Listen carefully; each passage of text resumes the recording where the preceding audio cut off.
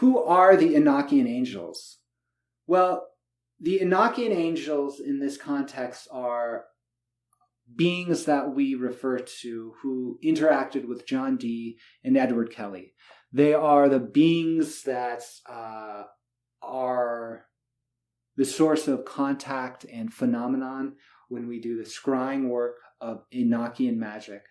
So they go by the names in the spirit diaries, the records of John Dee and Edward Kelly when they did the scrying sessions. They go by names like Uriel and Michael. So these are archangel names. Who are they actually? I'm not sure. In fact, they seem sometimes to be like angels. They seem to be sometimes like extraterrestrial beings. They seem sometimes to be almost like Aztec deities, right? So we know that the magic mirror came from the Aztec lands, used in divination for, serpent beings covered in feathers, that sort of thing. That is actually somewhat what they saw, beings covered in feathers, serpents and things like that. And so we may actually identify these beings, the Enochian angels, with the biblical angels. Our understanding of archangels as perhaps holding a sword, perhaps a trumpet with wings coming out of their backs. But we might also understand them to be something else, right? We might say, you know what, our understanding of angels is kind of limited based on Hallmark cards or cherubims or things like that.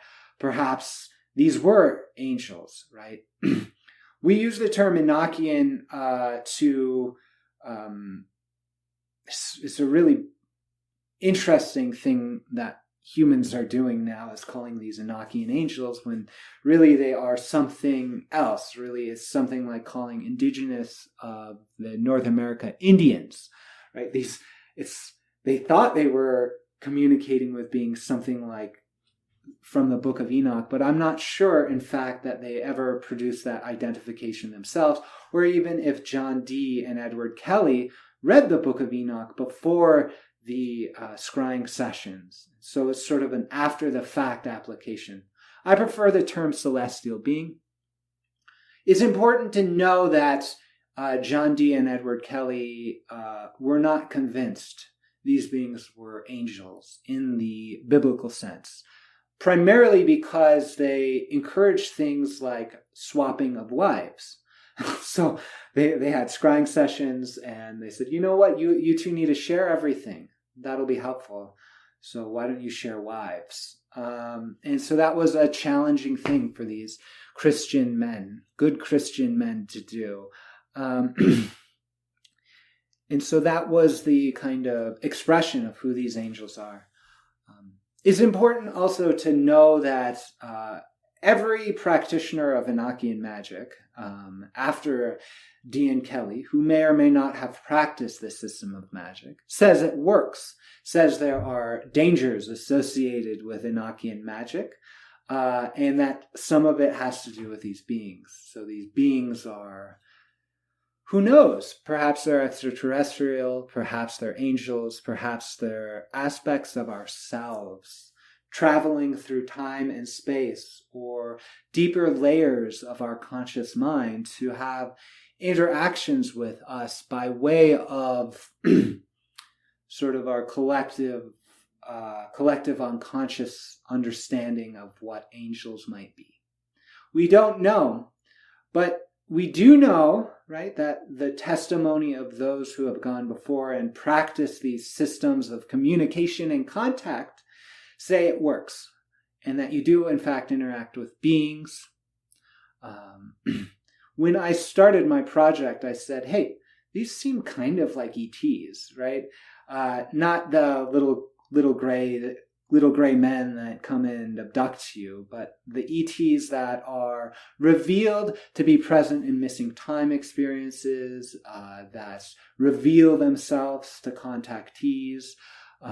These beings of immense mental, psychic powers that have the capacity to travel through time and space and work miracles, right? So I thought perhaps they're ETs, Perhaps they're angels, perhaps they are something else. And so a lot of the magicians don't like that idea that they're ETs, but I don't think the magicians know that ETs are something like magicians themselves. So I invite an open mind of exploration. And the best way to explore contact with these beings is to know who you are as a conscious being and to know that this world that we're in is something like a dream and is based in the primacy of consciousness. This is something that is very important to understand, that we're not in this billiard ball style matter universe. We are existing in a multiverse of consciousness, of God, knowing God through experience. And that when you set intentions as a sovereign conscious being, right, you get results. And so I invite you to invite contact if you're curious with these beings in a good way.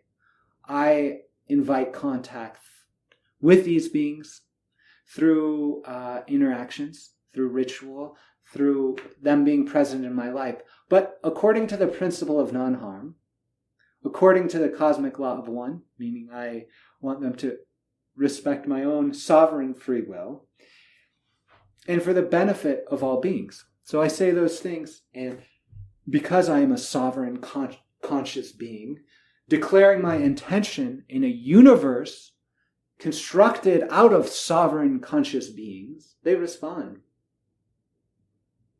They respond and are present.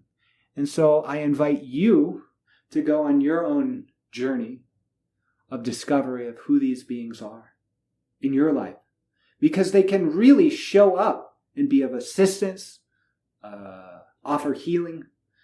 John Dee and Edward Kelly recorded incredible miracles of their interactions. And so I would love to hear stories of your interactions with these so-called Enochian angels and the magical experiences that you might have.